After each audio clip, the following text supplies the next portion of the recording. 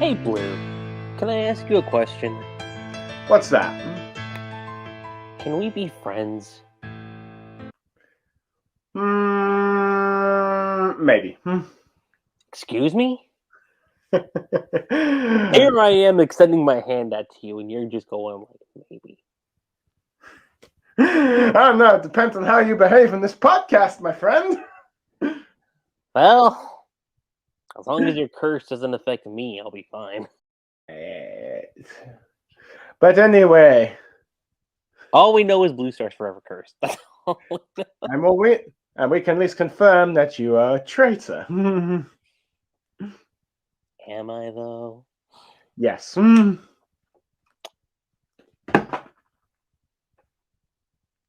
But anyway, we're not here to discuss, let's see, issues.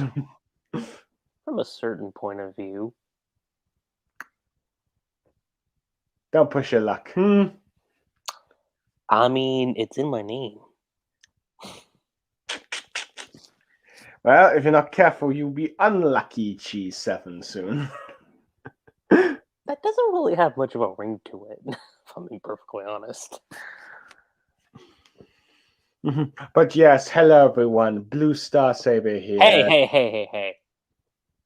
Who told you to take over? Get back in the corner. Ignoring the cursed one here. Hey guys, Lucky Cheese 7 is here today to give you guys. I wouldn't call this a fairy tale anniversary podcast. You know, it kind of feel like it, but no, I wouldn't call it that necessarily. But it is a fairy tale podcast nonetheless. And this one's kind of been on my mind for a while. Because I went through a catch-up, a fairy tale. I read up to chapter 100 at the time. And, well, if you haven't known what's been going on my end of things, life's been an up-and-down roller coaster. But I'm now finally able to kind of get myself back together to how I'm leading things again. And, of course, given that it's the topic of fairy tale, primarily I would have liked if we had our other co-host here, but Sparta 3G still MIA. So, buddy, if you're still there, I'm going to keep saying it. I hope you're doing well. I really do hope you're doing well out there. So, in For Life's absence, I had to bring in the cursed one here, the cursed child. Oh, is that where we are? And this is why I'm calling you a traitor and all that stuff from now on. But anyway, hello everyone, BlueStarSaber here, once again to discuss fairy tale, in which I have probably not done so since the Manga Wars, one-shot, episode. On my channel, at least. Well, I mean, actually, there was also the Rave Master versus Fairy Tale special. That was a great one, by the way. I don't know how often you go back and revisit that, but I'll revisit that from time to time. I haven't been watching any of your podcasts lately, to be honest. Yeah, I mean, okay, the last official time, if we're just talking fairy tale exclusive by itself and not comparing it to anything, I would say the last time was when fairy tale ended. As far back as I can remember, and that was on Sparta's channel. Yeah. Ironically enough, it was also when I went first back up to Scotland, in which I already did so again. Time has a funny way of making things happen. I would definitely say so. But now we're here to discuss. Well, granted, we've already, funny enough, actually discussed a bit of this during this thing on my channel. Yeah, technically we talked about this on your channel. But the thing is that, if I remember correctly, we were doing it by her arc, right? Or did we do it like the story so far? Yeah, that's what we were doing. In which we had the first, by then it was the first 2 arcs. Yep. And by this point, for anyone who hasn't exactly caught up, There's been 4 arcs, relatively for Under Your Quest. Water Dragon arc, Wood Dragon arc, Moon Dragon God arc, and then Earth Dragon. well, actually no, it's actually dubbed the Great Labyrinth arc. Yeah, true, but the antagonist is an Earth Dragon, so you can probably also call it the Earth Dragon arc. You can call that too. Unless, of course, the Earth Dragon survived this, and then there's another arc centered on him. It's entirely possible. Interestingly enough, for anyone who owns the 100 Quest volumes, so the Moon Dragon arc ended on chapter 90, and I find that funny because volume 10 is where, or chapter 90 ends volume 10. So it's a fun little piece of trivia. Volume what? So volume 10 is where the Moon Dragon arc ends, which is chapter 90. Okay. But let's not beat around the bush. I think it's best we dive right into our own little quest. See what I did there. Hopefully it doesn't take 100 years. Hopefully. Because I don't know. Going around fighting 5 mythical dragons seems like it could be hard work. Well, I mean, unless Blue wants to be the test dummy, then I'm more than okay with that. ha. Now it's probably 6 dragons. Now we've gotten to it. That's true. But for anyone curious about podcasts from my end of things, if this is your first time, normally there's a structure in play, and the structure is kind of like going from like a few topics, and we just kind of wrap things up. So what we're going to be talking about is a few things. When we got into 100 Quest, our initial thoughts coming off from Fairy Tail, favorite moments, favorite sub arc. So if we're going by the wiki, the 100 Quest arc is technically this whole series. So I titled sub arc, and then thoughts on the story currently. And going off from that, I think it's best we automatically dive into that. So, when did we get into 100 Quest? And actually, we can we can combine that with initial thoughts coming off from Fairy Tail. And normally, I save my thoughts for last and let Blue or 4 Life go. But since it's just us two, I feel like I don't mind sharing. I knew for a while we were probably going to get some kind of continuation of sorts because Hiro kind of teased it initially. Whether or not he was involved, I don't think that was 100% confirmed at the time. But then we heard we were getting 100 Quest, and I'll be honest. After how things were done in the Alvarez arc, which I'm not gonna say was a bad arc, and in terms of like through line narrative, it's actually decent for the most part. But how it was executed, I think, could have been handled better in that respect.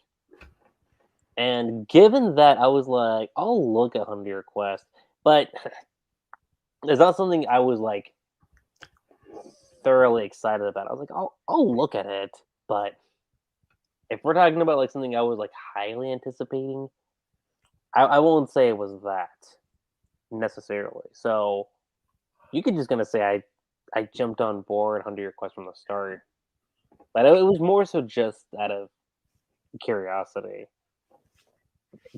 sake. What about you, Blue?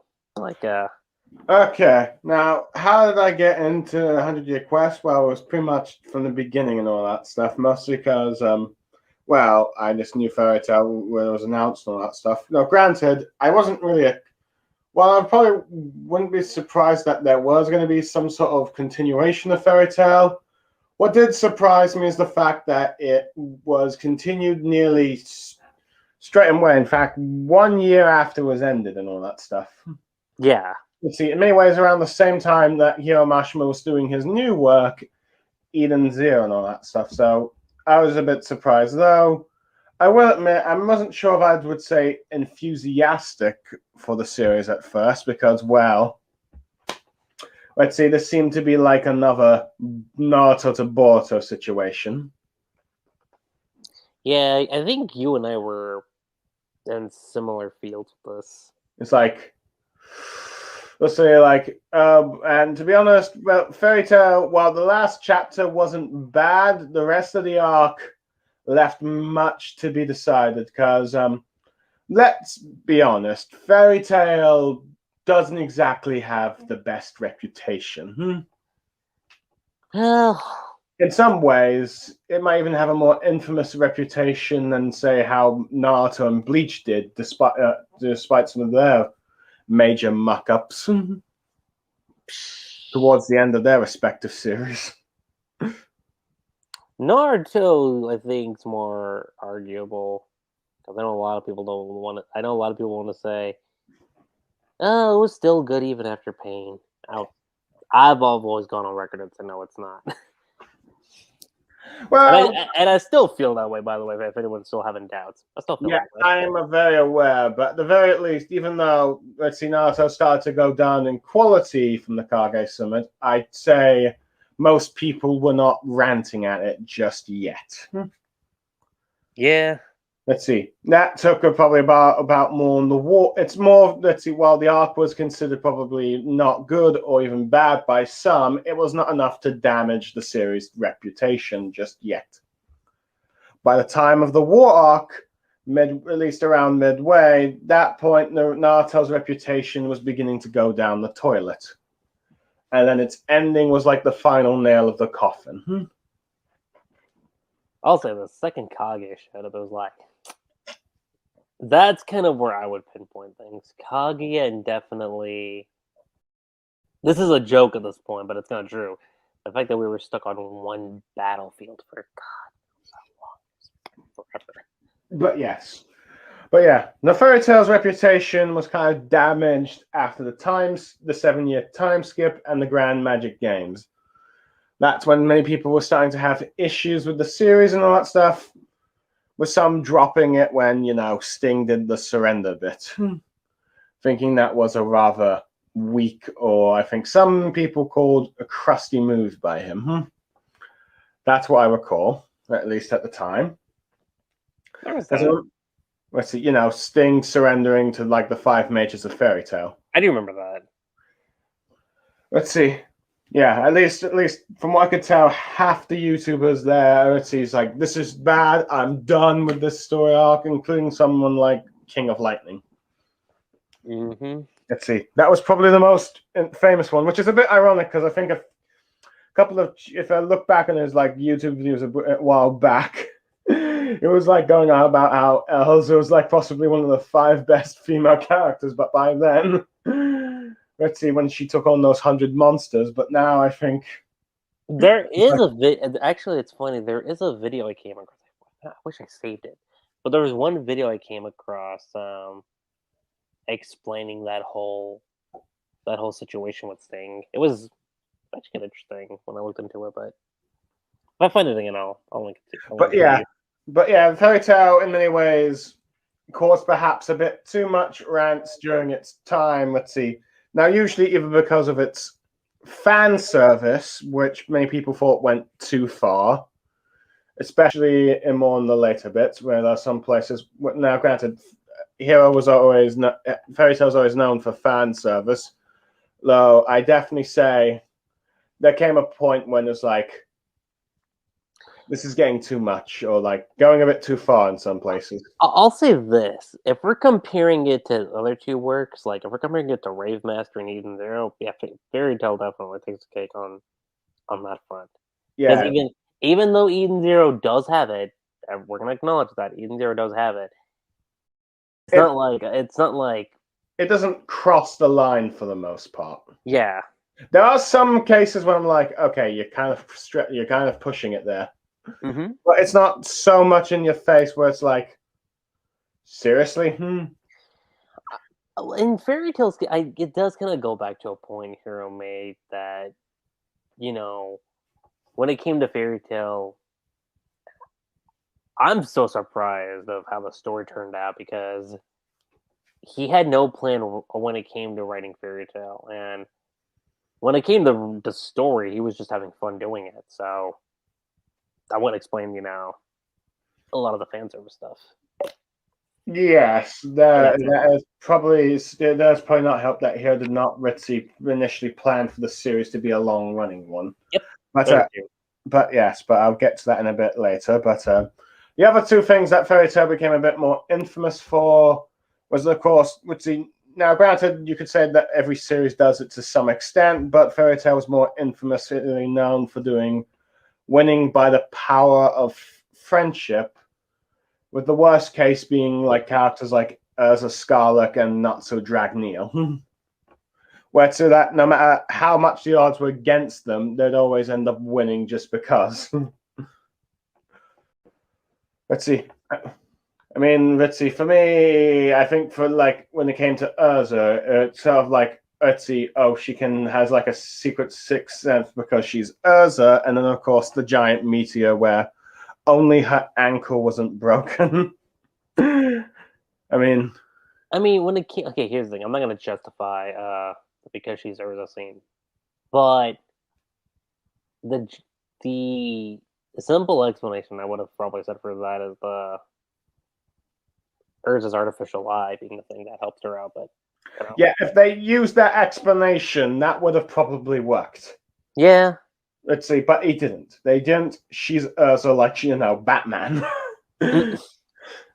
And then, of course, the meteor was just like, that was just really stupid. The meteor one. I mean, granted, it was a group effort with Wendy, but even then. Yeah, it's like, even then, it was like, that. Let's see, every bone in her body still broken. It's like, what? And of course, this is like probably the third one, but this became perhaps more frequent with like Tartarus and the final arc. Really, it's like the fake death cop outs. There's that. Let's see. It's like, let's see. One chapter you're saying, "Oh, right, this character's died. I cannot come back no more." What? And then, bam, they're alive next chapter. It's like, let's see. You can't keep doing that. That kills off the suspense of the series, especially when you're like doing like a final war arc, if you will. Especially in the one on the scale that the last one was, in which you had an entire conflict on the continent.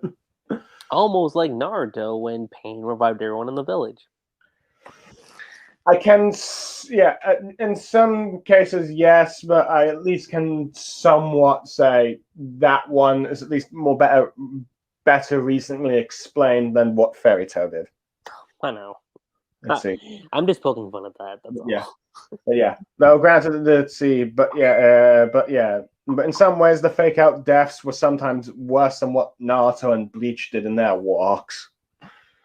Now, granted, arguably, I'd still say that, yes, Fairy Tail's war arc is still better than Naruto's, mostly because, well, Fairy Tail stuck to its, like, two main final villains, Zerf and, let's see, Agnologia. But, of course... The argument could be made that Alvarez would have probably been better handled, maybe on the same length as Tartarus. And I think you could tell based on the writing of Alvarez that Hiro was getting burnt out towards the tail end of Fairy Tail. Anyways, he probably should listen to his editors about only having like six main antagonists rather than 12. Yeah, but hey, I'll say this. I'll give kudos to Hiro for at least admitting that's something you don't see in a lot of authors. The fact that he admits his mistakes. Mm-hmm. Yeah, I have to admit, it seems like he was allowed to. It seems like he's allowed a lot more leeway to admit his wrongdoings rather than. But then again, I think because let's see, I think the difference with, and I guess you could even argue Kubo, though. I think Naruto was a bit more controversial in the fact that they did some very controversial decisions to deliberately create a spin-off sequel that they wanted to do rather than what actually needed to happen. Yeah. And it seems so like, but yeah. Now, granted, I always say the one advantage 100 year, let's see, the possibility of a fairy tale 100-year quest is the fact that, let's see, it was left as an open-ended. There could be more adventures, but there could also not be. Yeah, it kind of reminds me of. I mean, it's the same universe anyway, but it reminds me of the ending of Fairy Tale Zero in a way, where you see Mavis, Yuri, Precht, and Ward go off on their own little adventures. It's interesting how you have both the prequel and the main series kind of end up on similar notes. Yeah. So in many ways, it was similar to that, but and a little tease of there possibly being an actual fairy and all that stuff, because the original question of do fairies have tails or not, but well, granted, that seemed to be something that was dropped in the series, but whether or not, let's see, we'll ever actually see fairy tale wizards meeting an actual fairy remains to be seen. But yeah.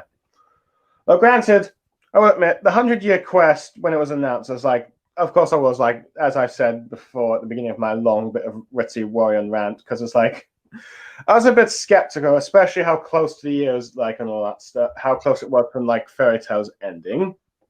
Here's my thing, the fact that it was 1 month after Eden Zero started, I was like, now, the one advantage here is Hiro is the one writing it. That's the big advantage here, is he's writing the story versus writing and drawing it. Yeah. Let's see, though, I will admit, I will get to the art style in a second and all that stuff. I'm just going to just finish off. Go ahead. Though, granted, the one thing that at least, let's see, Fairy Tale 100-year quest had that I think Boruto didn't have is the fact that we knew exactly nothing about what the let's see series is going to be, except for the fact that, let's see, we're going to see Natsu and his team deal with like let's see, deal with this let's see, this 100-year quest that Guild Arts was never able to complete. That's all we knew. We didn't know how the other fairy tale characters were going to be involved. We didn't know how much of, let's see, any of the old cast will evolve. Will just be just the main, let's see, the main characters from the last series. Will any antagonists return and all that stuff? Just that. We knew very little, so it left a lot of mystery to come up and all that stuff. So that was at least that, let's see, coming in. And I will admit, when Fairy Tale 100-Year Quest actually started ongoing, at first I will admit the first chapter reminded me a little bit of like how the Ryun Kenshin manga new series came in, when it looked like it was introducing 3 new characters.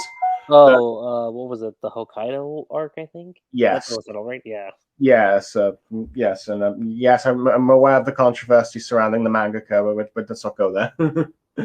But for those who are in the audience who are listening, you're just referencing the story.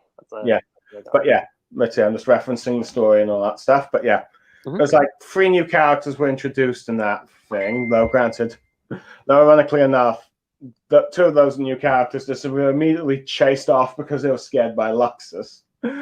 So I think that might have just been Hiro Mashima poking a bit of a fun in the hole about how sequels and spin-off series, let's see, bring in new characters and all that stuff. And they try to take the spotlight. Yep, that is something Hiro would do. Honestly. So that might have just been a jab, but that's probably what initially reminded me of. And we end up, let's see, learning about this new character called Toku. Toka? Yeah. Who apparently who has a thing for Natsu. As soon as I saw that, I was like, "Oh boy, here we go." Let's see. It's like let's see. Like, oh boy, prepare for another ship war. Not ship war. I was just like, oh. I was like, no. It's funny because initially when I saw Toka, I was like, she's gonna be Natsu's Juvia. And it's funny because that same chapter we get that reference to. I was like, yeah, people are making fun of her and the fact that she also had apparently water abilities. Well, granted, let's see, but let me just get the Wikipedia thing. But yeah, so we knew that this manga series would be like a 2 weekly and all that stuff. Which, on one hand, I suppose gives it more of an advantage over, say, someone like Boruto, who has got that's a monthly manga that's written like a weekly, while Fairy Tail 100 Year Quest is sort of still like a weekly, but it's more like bi-weekly, if you will. Boruto, I would definitely say Super. I mean, even Dragon Ball Super kind of has that monthly, weekly feel to it. I would argue. It's like, yeah, well, I don't really read Dragon Ball Super that much, to be honest, but yes, it feels like you've got those two sequel series feel like, or I guess Dragon Ball Super is sort of an equal series where it's like technically a sequel to Dragon Ball Z, but also at the same time a prequel to before. Well, we haven't. The thing is, we haven't even actually touched the end of Z yet, which I'm still sitting here going. I'm like, any day now would be nice. Yes, but Go ahead. But yeah, what was that? Oh yeah. But anyway, so yeah, and then of course we ended up being introduced to like the one character. Let's see, Han. We ended up being introduced, but arguably, look, granted, this was like the first character introduced in this sort of. Let's see, was in this 100-Year Quest manga, in which we end up meeting arguably the first guild, or at least the first guild master in history, Syria, a dragon, Syria, yeah. Of the guild master and founder of the Magia Dragon, a guild, the first guild ever created, and who is a dragon, a human that turned into a dragon. And we end up learning that the quest is all about defeating these 5 dragons who are considered godlike in power, that they rival that of Agnologia, or may even arguably be stronger than Agnologia. Yep. And we see Natsu and the others, given the fact that Natsu himself was the one who slayed Agnologia, is arguably the best hope for this man to like possibly defeat and seal away these 5 dragons, who fears that if their power is unleashed on the world, it will be destroyed and all that stuff. And so we end up getting a quest. And now, in many ways, it sort of made sense in the sense that, okay, yeah, we've got 5. Let's see. The quest is going to be about the dragons, because that's been like one of the main bits of the fairy tale lore, dragons. And let's see, where do you go from like Zerf and Agnologia? You get more dragons, it seems. So, but of course, during the same time, when the fairy tale our team has gone on the quest, they're also been dealing with this antagonistic guild called Diablos, where who are the special, unique kind of dragon slayers. They are rather instead called dragon eaters. In which, instead of like being trained by dragons or having Lacrima installed into them, like 2nd generation, and like first generation being trained, 2nd generation being installed with dragon Lacrima, and 3rd being a combination of the 2, and the 4th generation being, Lacrima creating actual dragon slayers, I guess you could say, or dragon slayers created purely out of Lacrima. This is the 5th generation, in which they devour dragon flesh and then blah, blah, blah. So that was like the premises and all that thing. And in many ways, after like the first arc and all that stuff, it was like this is really, really good. It's after like the water dragon arc, right? Yeah. It was actually very good. Arguably the most excited I felt for something fairy tale related in a very long time. I think I do remember you mentioning that before. Yes. In many ways, I ended up telling you that if you had told me that back before the ending of Naruto happened in 2014, if you had told me that I would enjoy a fairy tale sequel / spin-off series more than a Naruto one back then, I would have laughed at you. But now, He would have basically just been like, I wouldn't say bully. He wouldn't bully anybody, but more like I did say laugh. let's say he'd be Flash Thompson. We're gonna compare it to anything. Ah, you're playing with fire there, Lucky Chi. But no. But I would have thought you were crazy, but at the very least. Yeah. But now, looking back, it's just like, oh my god, I'm actually enjoying this. And in some ways, I feel like it's done. Let's see, 100-Year Quest has also done some things that Boruto has done similar. That I think 100-Year Quest has done better with, like the reveal that a secret relative of a character that we knew from the past, where Boruto had that Jiraiya clone. That Ritzy, who has Ritzy, after big reveal, has just ended up disappearing from the series, and then it revealed that one of the 5 dragons that needed to be beaten is actually Igniel's biological son. I'm gonna be real. Because even though I said I was keeping up with Under Quest and I wasn't like super like big on it at the time, I do remember seeing that and I was like, okay. At that point, got me scared a little bit because the first thing that went to my mind was, if this is Igneal, I swear to God, this is gonna make that Tartarus moment like not as memorable as it's been. So I remember sitting there for a couple weeks and like, I was like, okay, I know Hiro's not drawing this, but I don't know how I'm supposed to take this, you know? And then it was revealed like, oh wait, this is Igniel's son. Mm-hmm. It's like, but yeah. So it wasn't like Igniel, but it was someone related to him. And not to mention, it at least allowed for some long, ongoing personal conflict for like our main character, Natsu. Yeah, because for Natsu, well, it's not like this has been a new thing for Natsu because, all throughout Fairy Tail, at least up until Tartarus, it was about finding Igneal. And then it went to Agnologia, and then by proxy, of course, was Zareth. Let's see. Now, of course, he would still have the fighting the 5 dragons and all that stuff. That's what he wants to do. Yep. But now we've got something personal in this conflict. Mm-hmm.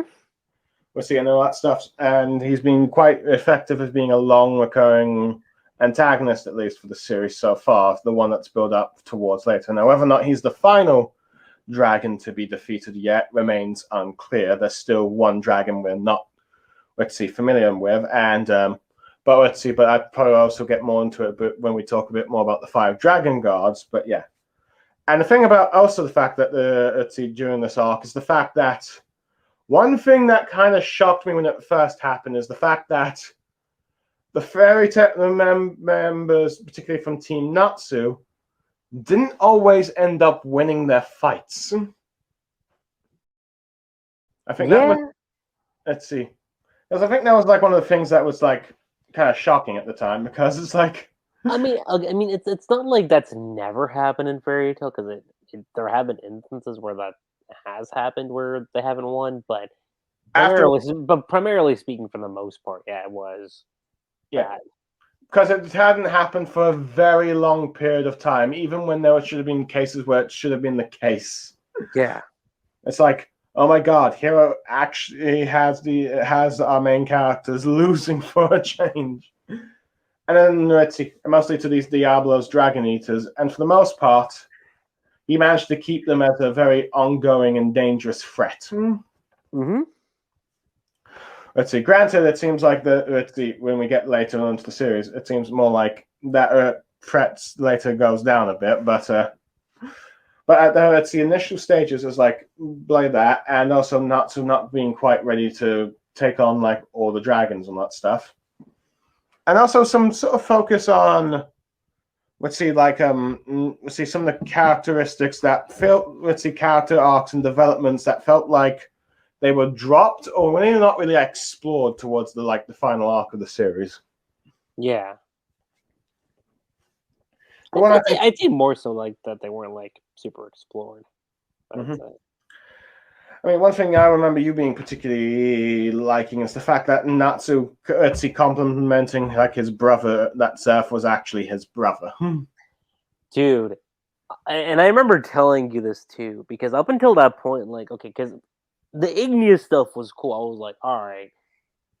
Like, I was curious, but I think for me, once that moment hit, because if, for anyone who doesn't know, the Natsu and Zeref dynamic, when that was first introduced in Tenro Island, that's always fascinated me. And then, we were getting all this, like, okay, imagine, and Blue's gonna totally get this reference.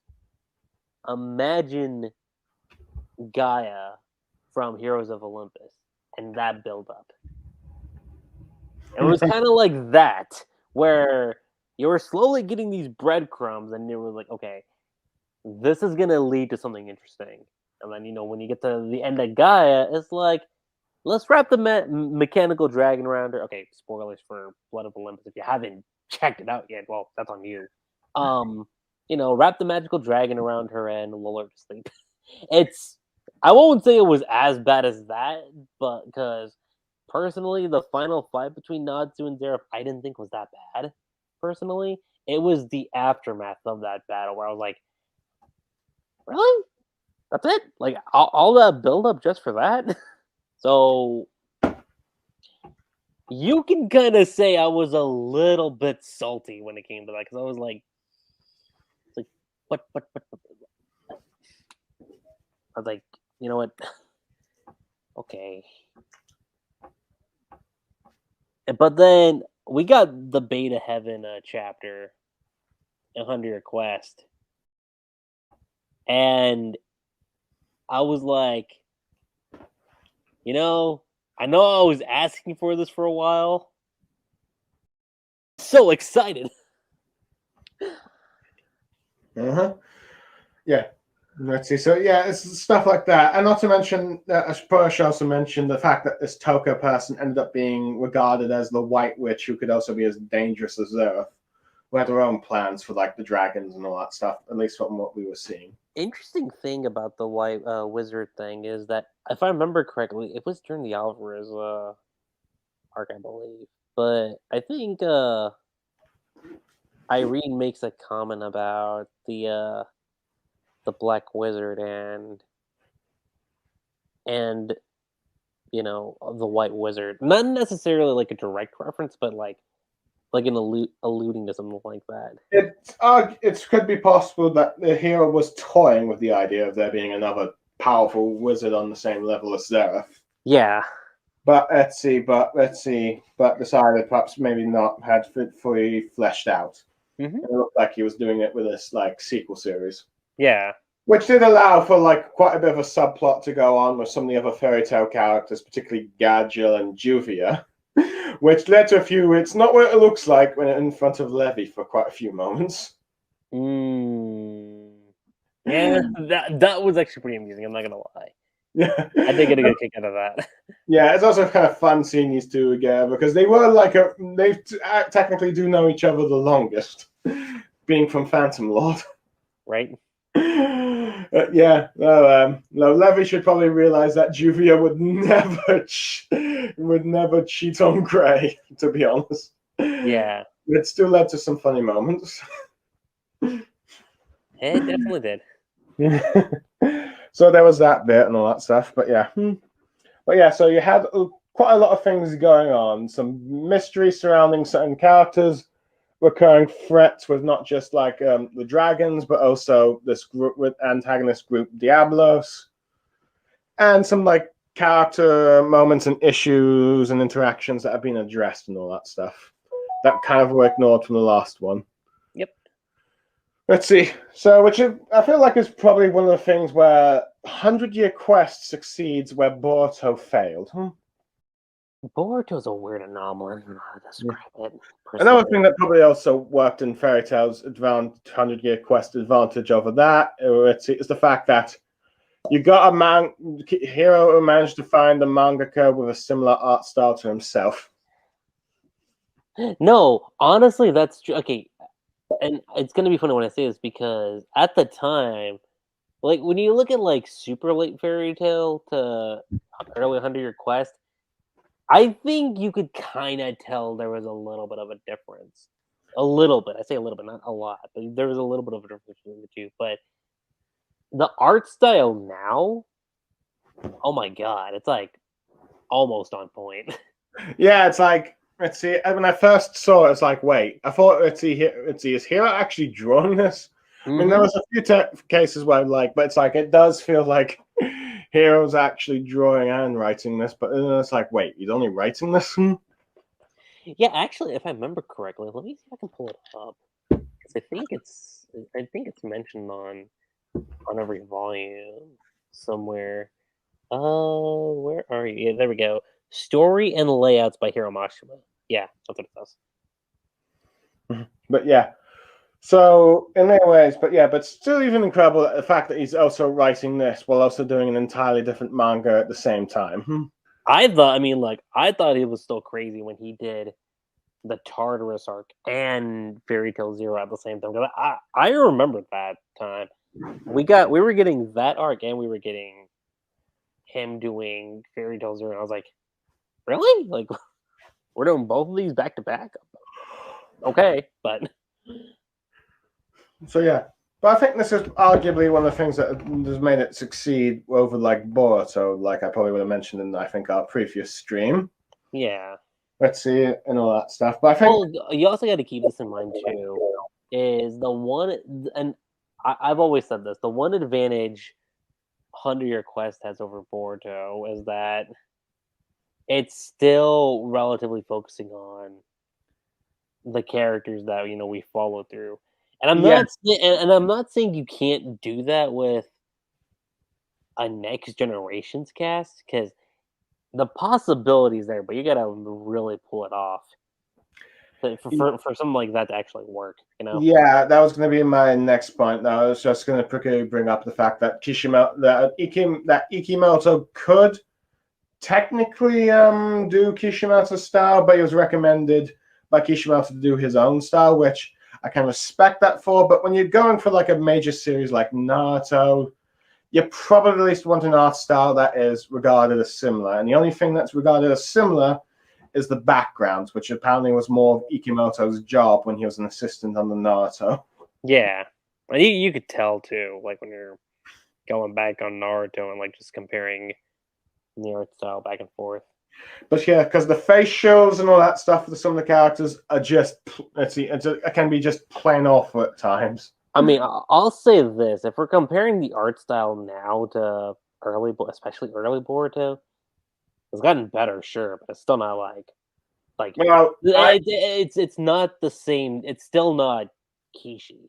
I'd still even question that because I think there was some infamous panels of Naruto having a very large head compared to the rest of his body. Yeah, I've noticed that too. I'm just been like, huh. So yeah, that's a little odd.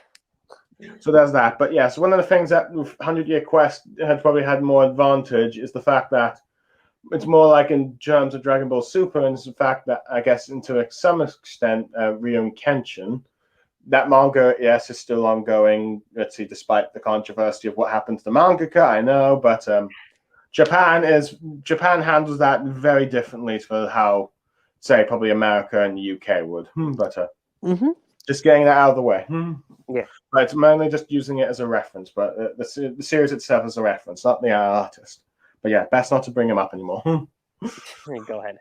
Let's see, unless we're talking about actually the manga series itself. But anyway. But yeah, the fact that it did what Ryun Kenshin did, and I guess even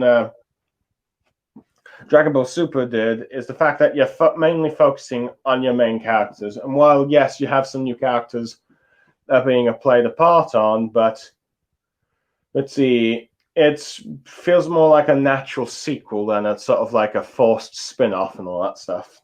Well, I mean, considering that 100 Years Quest does like literally take place where Fairy Tail ended, Yes, in many ways, yes. Boruto was more of like a very large time jump. One hand, I can understand that.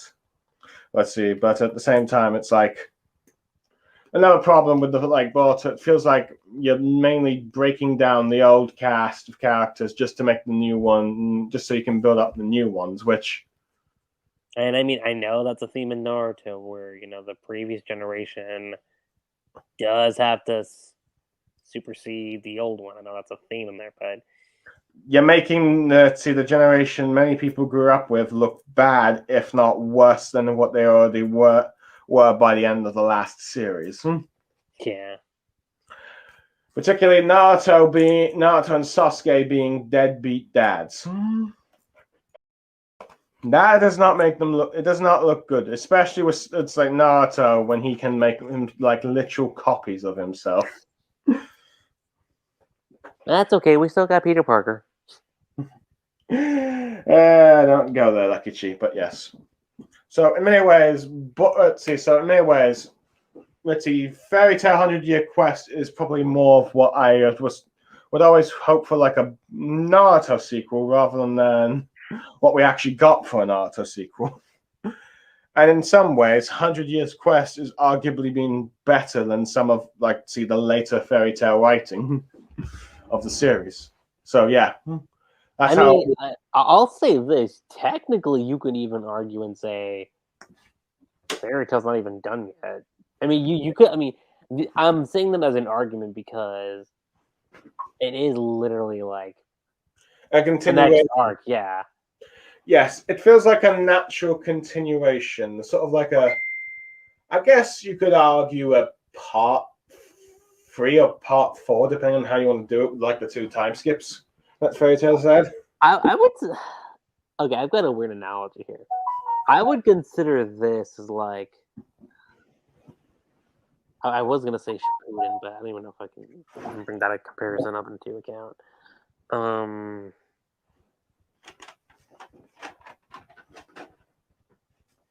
Yeah, maybe you could call this Fairy Tales Part 2. We're gonna be that specific. Or at the very least, going from Dragon Ball to Dragon Ball Z. I think that'd be a better comparison. Possibly, though, the only thing that really does that is like the time skip thing. Though apparently, this is one thing I apparently heard was retrospect Greg saying is like, let's see, is that the fact that apparently, let's see, when Naruto the Last was being in production, there was actually plans to do a Naruto Part 3 instead of like a Boruto thing, but that ended up being scrapped in more favor of Boruto and all that stuff, and probably also maybe some of the controversy surrounding some of the movie's questionable decisions. It would have been interesting, I'm not gonna lie. Let's see, who knows now whether or not, let's see, Naruto, let's see, you've seen Naruto fight the more of like these godlike Otsutskis would have been interesting, who knows. Well, at the very least, but I feel like now, I'll say this, like it's still kind of going there. So what? I mean, Space Ninjas. I'll say that. Space Ninjas. Yes, let's see. Yes, but let's see. Naruto has the Naruto franchise has really lost its purpose, and let's see. I mean, the argument could have been made that it kind of lost its whole ninja aspect once you got introduced to the whole Susanoo and tail beast mode and all that stuff. There's that too. Well, to be fair, those were the tail beasts were sort of early on into the lore and all that stuff. Magic demon monsters were sort of like in the early stages of Naruto. But you know what I mean, though, right? Let's see. Like the whole hand-to-hand combat stuff. I feel like was. Yes, let's see. Naruto went a bit Dragon Ball towards the end, but it was like it still had some aspects of what it originally was. Here in Boruto, it's no longer the case. Let's see, but this is probably also one of the reasons why Fairy Tail is doing better and all that stuff. Mm-hmm. At least from the initial thoughts and all that stuff. Though, granted, we've probably gone to the initial thoughts, so just talking about just generally on how good the series of Fairy Tail has been, 100-Year Quest has been. So, yeah. So, yeah, after a long sort of explanation of why let's see, I've enjoyed, let's see, Fairy Tale 100-Year Quest, at least from what the initial stages of it has. Let's see whether or not it's the same for the later. We'll probably find out soon, but yeah. Mm-hmm. But it's at least shown a lot of promise. So I suppose it's now probably to talk more on our favourite moments, which we might have had for a few of them brought up. Yeah. I already mentioned one of them, or two of them actually. Natsu and Igni meeting up for the first time. I thought was really cool. Now, I've always gone on record and saying this. I've loved I haven't made this a secret, but Haru and Ellie from Rave Master is, my very first OTP for an anime and manga, and it's still that to this day. That hasn't changed. But when it came to Natsu and Lucy, it's not like I never liked the idea of those two getting together. You never found it believable? No, not necessarily not believable. It was just that it felt forced. Like something felt missing compared to what Haru and Ellie had. And it's not like Natsu and Lucy didn't have moments, because I could see some of it. But if we're talking about like a natural progression, I do feel like that one was missing, because even right now, even when I'm looking at it from like say Shiki and Rebecca from Eden Zero, and I'm talking like early on Eden Zero, like I felt that connection right there. I felt that from Haru and Ellie. So I was like, what is it about Natsu and Lucy I'm not seeing? And I'm gonna say this right now. 100-Year Quest is really like changing that perspective for me, to where I'm seeing that dynamic between them, that chemistry, if you will. Yeah, even though Natsu still probably doesn't quite see it himself. Yeah. Given the fact that there was a villain that, had all, Natsu, that could, when it came to the guys, thinking of the one that dear to them and all that stuff, Natsu just pretty much had all the girls around him like it was a harem. No, but the point I'm making here is that it's what Natsu told Lucy when he mentioned how he went out of control when he ate Igneous Flame, and it's something that shouldn't have happened. And right then and there, when that moment hit, I was like, see, now that's what I thought was missing from the original fairy tale, was like little moments like that. So getting that moment in particular, I think, really strengthened that belief for me that I could see those two getting together. Mm-hmm. Fair enough. Oh, and also I know I talked about this already, but the whole Natsu and Zeref reconciliation. Mm-hmm. Yeah, that was definitely one of your favorite moments. It was definitely one of my favorite moments. Natsu's whole reaction to Mavis and Zeref having August and Larcade, that I still get a kick out of that with his reaction. And if I recall, that bit there also kind of made the first Fairy Tail movie canon, right? Mm-hmm. Yeah, because you had Eclair and oh my god, I'm forgetting the bird's name. Let me look it up real quick. Beans Priestess. You mean the bird that burned to death? Yes. Poor little bird. So it was Eclair, and there was, what was he had a name. I'm aware of that. What the name is? I want to say it's Mamone. Yeah. Okay, let's say Mamone. So Eclair and Mamone. Yeah, the fact that we saw them briefly in that little sequence, that did make that movie canon. So we can, I mean, here's the thing: Dragon Cry was already canon by itself, but now you have two fairy tale movies that are like indeed canon to the story. I thought was pretty cool.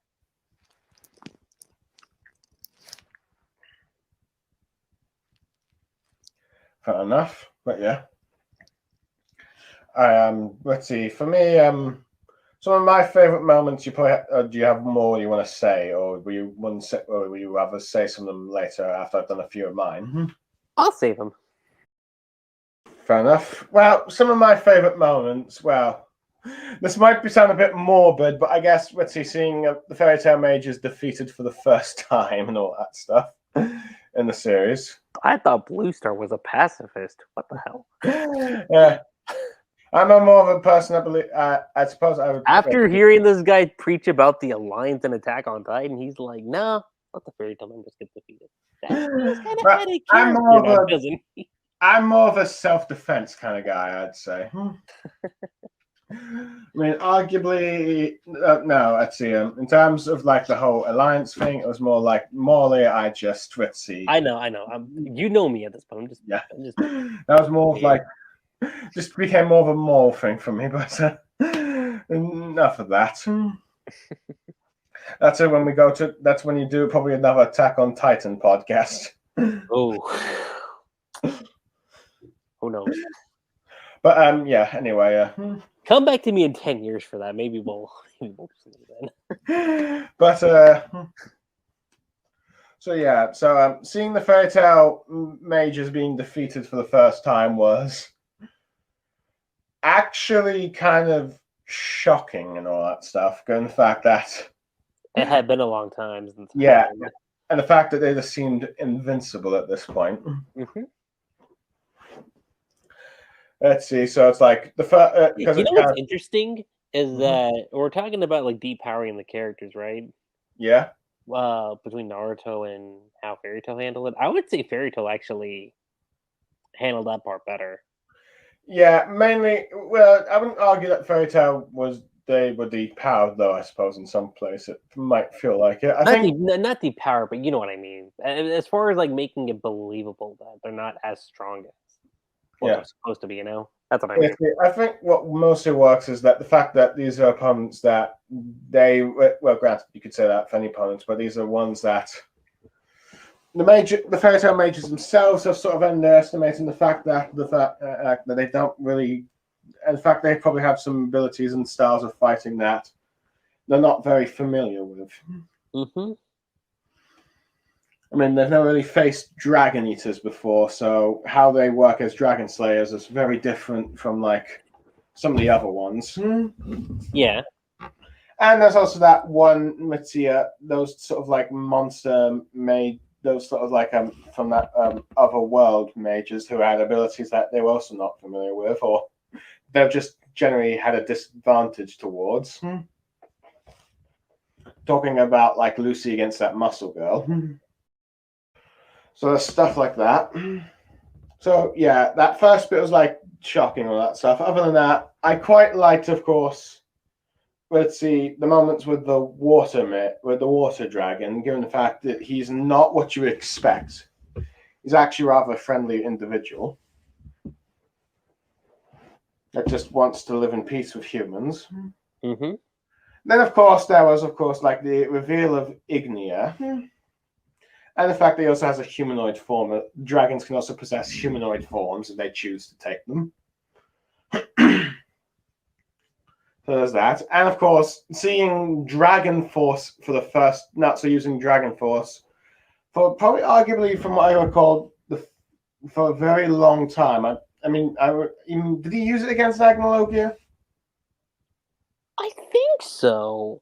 If not, well, see, Agnologia was more of like a team effort thing. Now that I think about it, that is one thing I thought was really cool about Fairy Tail's Final Fight 2 is that it was like a group effort. It wasn't, like a one-on-one deal. Yeah, but I'd probably argue that one thing that's probably been that was kind of introduced, but kind of feel like never really used was the whole Dragon Force concept. Yeah, I mean, we saw there was a few I remember. It was Wendy and Gajil. I remember that. We did see some of them for that, but we never really saw it for Natsu again, even though that might have helped explain how he was able to defeat some opponents. That's true.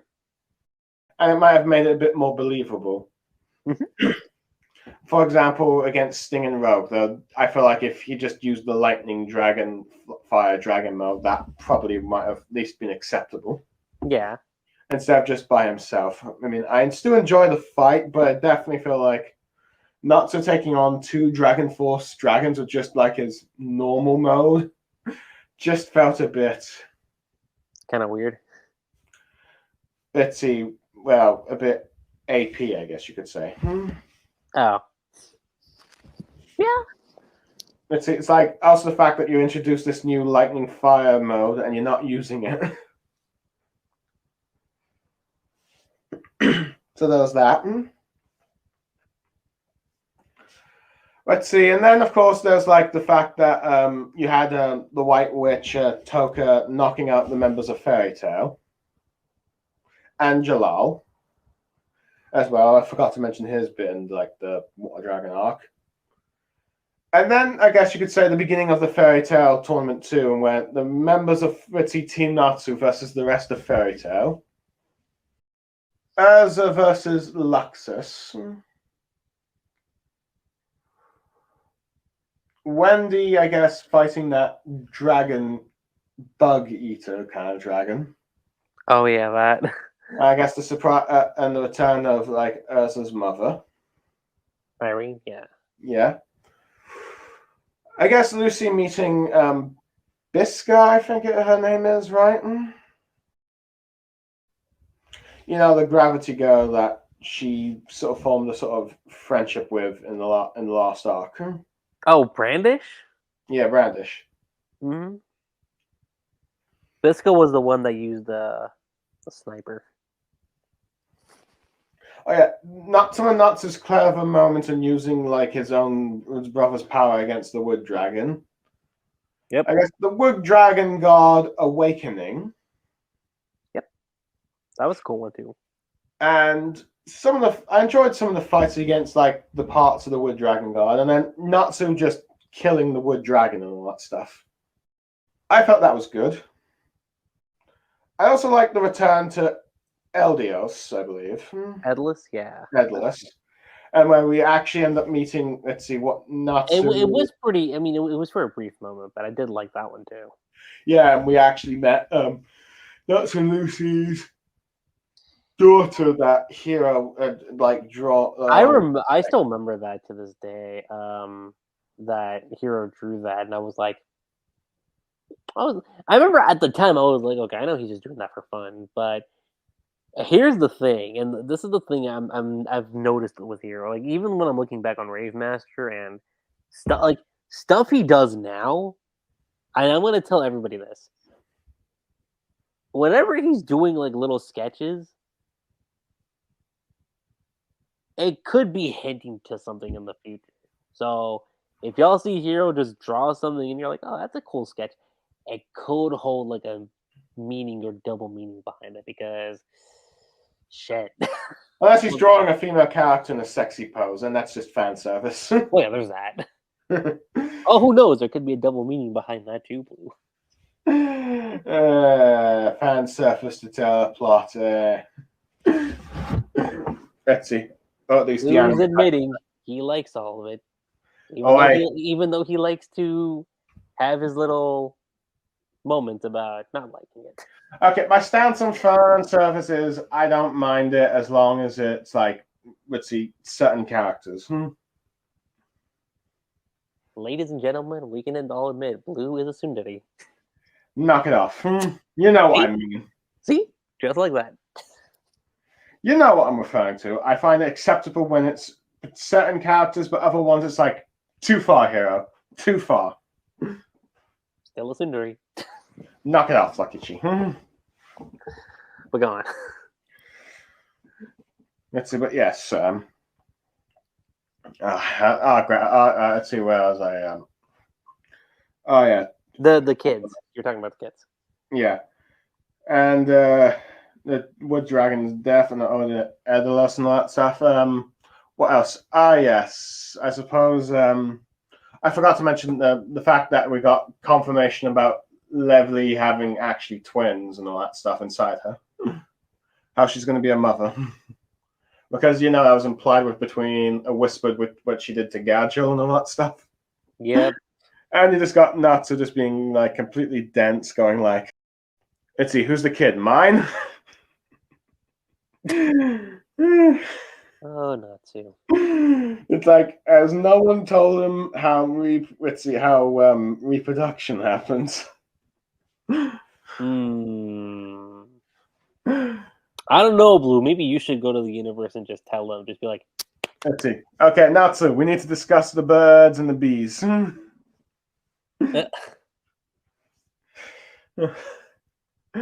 But yeah. Although that does make me wonder if Natsu's actually gonna have kids at some point in the future if he's asking questions like that.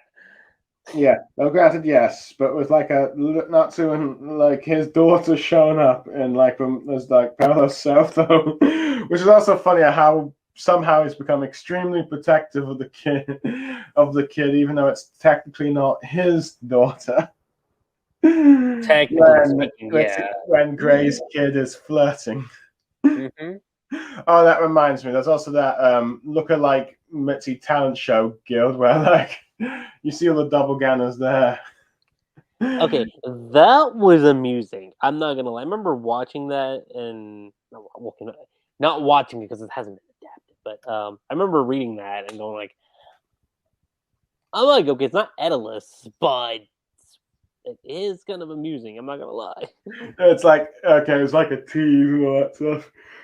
I have to admit, I'm pretty amazed that Hiro actually went there when Lucy getting angry about this way, like this Natsu lookalike was treating her lookalike, and then she walked out all blushing. And then you had the Erza lookalike explaining what they were doing, or implying what they were doing. I mean, look, I'll say this. Hiro hasn't made it a secret. We do know Lucy has something towards Natsu. That much is obvious. Especially now when I'm going through my rewatch of Fairy Tail and I'm like, yeah, I see it. Yeah, the way I see it, Lucy wouldn't mind having Natsu as a boyfriend, but his idiotic and witty dense moments always ruin it. Makes you wonder how he would be like as a dad. That kind of scares me actually. Sometimes I'm just like, well, given the fact that from what we can tell from like how he and Ritzy reacted to Gray's kid possibly liking his daughter, is like, you stay away from my daughter. Nasha, yeah, that's what Nasha. Nasha. Yeah, but at the very least, when it comes to like Gray's kid. Yeah. Yeah. Actually, it's funny because the drawing Hiro did, their daughter, I think, was named Nashi. I think I don't know if that's still going to be the name he goes for Natsu and Lucy, but you know.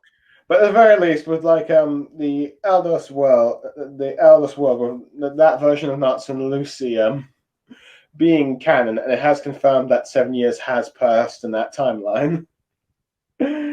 Let's see, unlike where everyone aged and let's see, Natsu didn't, we actually get to see what Lucy would look like if she didn't, age, if she like age span and freeze for like 7 years.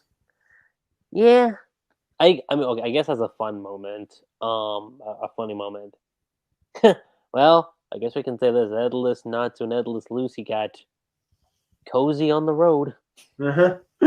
I do like how Haruka is like, oh, let's see, nothing's changed, and then Gray and Lucy are like, we have kids in this universe, which I know, right? Yeah, whether or not, let's see, Natsu and Lucy get together and all that stuff, at the very least, you've got a parallel universe in which they are together. Yep. Which is probably a lot more that I could say has happened compared to, say, stuff like what happened with Naruto and Bleach.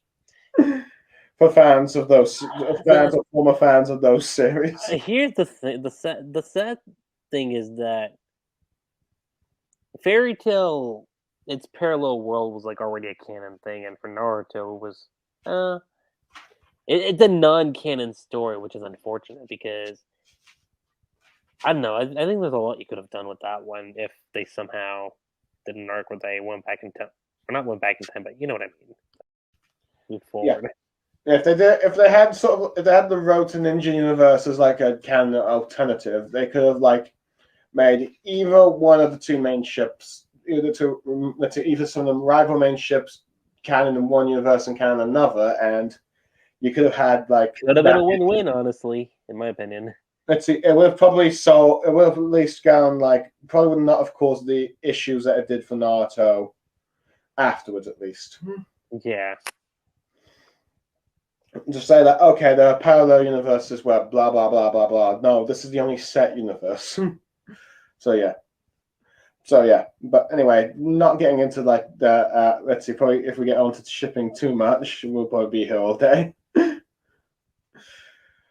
Other moments I'm trying to remember.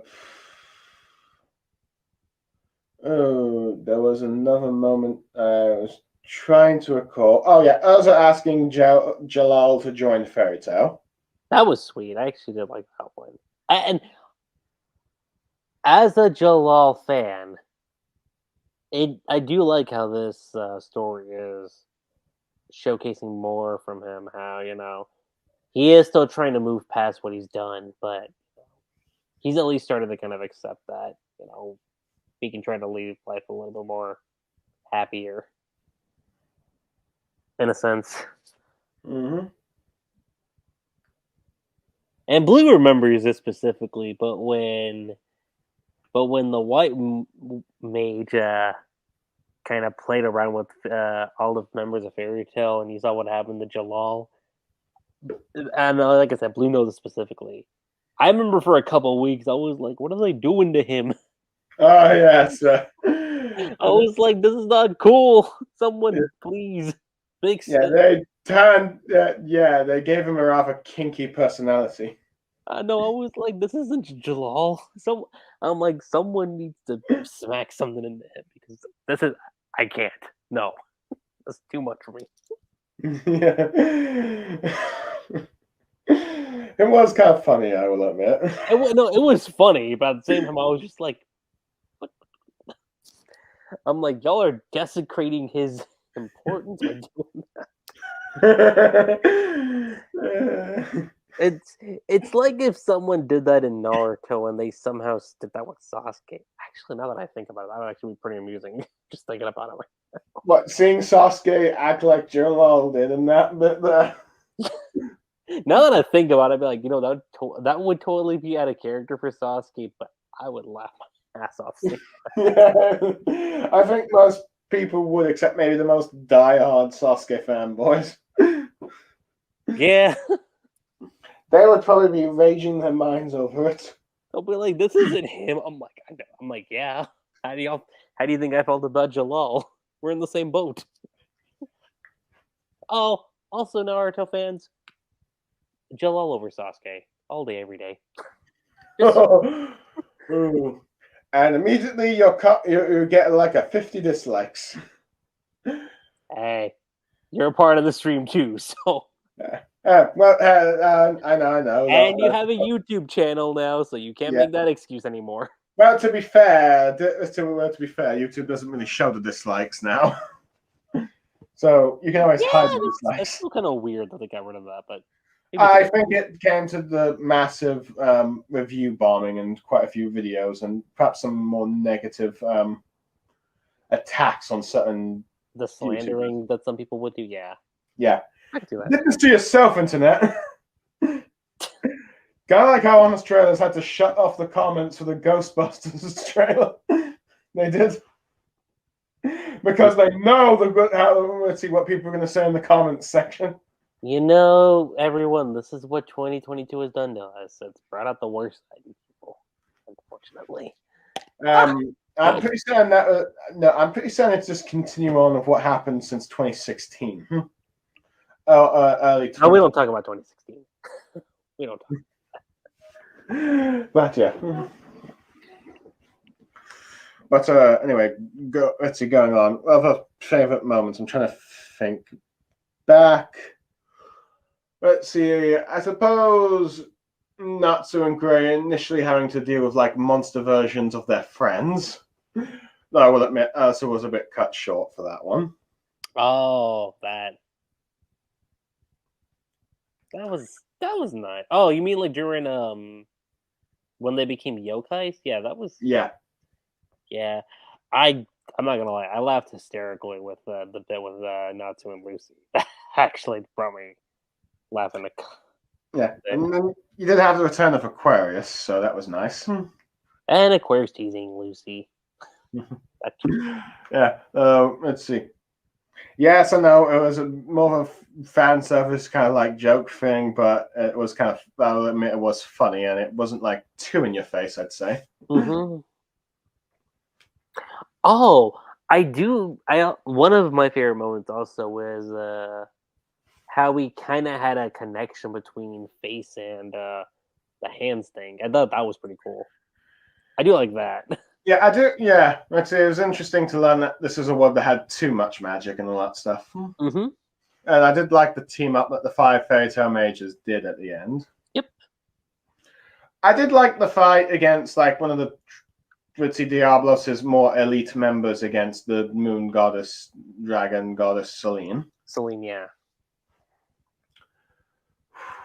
Let's see, and going to the Earth one, I do kind of like seeing let's see stuff like Natsu versus like that. Let's see Elite that he fought again and all that stuff. But like the moment against Suzaku, yeah, Suzaku, where it's like let's see, he's just shown to be quite skilled in battle tactics and all that stuff. But when you ask him a general question in math, he's just really, really stupid. No, you know what I liked is that they were in the middle of their fight, and then Natsu's just like, "You're not important enough. I gotta go deal with this." He's like, "We're still in the middle of our fight." Nope. I don't know why. I can't remember. I know we've been bringing up Naruto throughout the stream, but it kind of reminded me of Hashirama and Madara when Madara was like super hyped up to fight Hashirama again, and Hashirama was like, "I'll deal with you later," and he's just like, "What?" Yeah. James is probably saying that we're already breaking a rule not to try and bring up Naruto on podcasts, but heck. But given the fact technically you started it, so I'm just rolling with that at this point. Yes, that's fine, but to be fair, I was always going to make this. We're probably going to make this comparison because it was like a sequel series. That's true. Let's see. When we do our probably next manga wars, let's not bring up Naruto. No, you won't bring up Naruto. Yeah. Or something, or a podcast like it, or whatever. Let's see, sort of podcast thing. But anyway, no, okay. No, I'll say this: referencing Naruto is fine. It's just that when we're doing it repeatedly, it can get a little. That is true, but fair enough. That's what happens when we all meet when you're Naruto fans. Yep. Anyway, where was I? Oh yes, the math question was hilarious. I did like the fact that Lucy was able to defeat the cutting dragon slayer from like. Oh, Kiara? Yeah, I think it's Kiara, right? Yeah. Yeah, the one that he defeated Erza in their first fight. They sort of had a stalemate in the next one. She got beaten by Luxus in like a three-way battle between him, her, and Erza, and then finally being defeated by Lucy. Anyways, it was kind of like a nice little bit of character growth to show just how far she's come when she's able to defeat an opponent that defeated Erza. Yeah. Oh yeah. Also learning where Lux's lightning dragon powers came from. That was really cool. I was gonna bring that up. I actually really did like that. And diving into the whole Lacrima thing, I thought was interesting too. Mm-hmm. And also, I suppose, the labyrinth. Also learning that there was a sixth dragon, in which I am probably going to bring this up. The fact that apparently, the 5 dragon gods elements apparently originate from the 7 luminarias, which are the meanings behind the days of the week from Japanese culture. Mm-hmm. Monday being the moon day, Tuesday the fire day, Wednesday the water day, Thursday the wood day, Friday the gold day, which is the last dragon, which out of the original 4 we haven't talked about. We've talked about the water, wood, fire, and moon. The last one is golden, but we don't know anything about it except its name, which is let's see, Veneris, and it remains unclear whether or not he will be the final dragon they beat or the one after Ignia. But there's also the learning that of like let's see that there's also an Earth dragon, though maybe not as strong as the other five. When Elasafar sealed him and all that stuff, creating a labyrinth, but he is still like a dragon god. So, and is the Earth one. If I recall, from what I once looked up from like a wiki, some sort of wiki article about this sort of like these let's days, it's very possible that we may also have a seventh dragon, the Sun Dragon, I believe. That's a possibility. As I think Sunday is supposed to be the Sunday, which I play on words. Gotta love yeah, I know. Puns. Yeah. So yeah. So it could be like, let's see, with like the introduction of another dragon, it could be that there's another one out there that we don't know about, which leads that possibility. But I suppose we should but that's probably something more that we should probably talk about.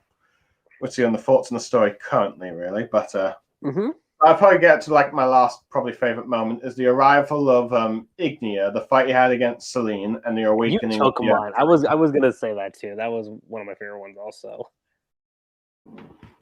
Yeah, no, I really, really loved that one. That was really cool. And I know we brought up Igneel earlier, but Natsu's reaction when that fight was happening, and him thinking back to Agnologia when Agnologia like essentially burned Igneel, I was like okay,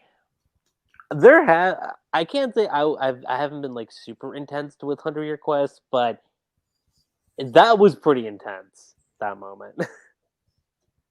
And honestly speaking, this could just be me, but there are a couple shots where you don't see Ignia's expression. Like he's kind of contemplated when it comes to the subject of Igneel.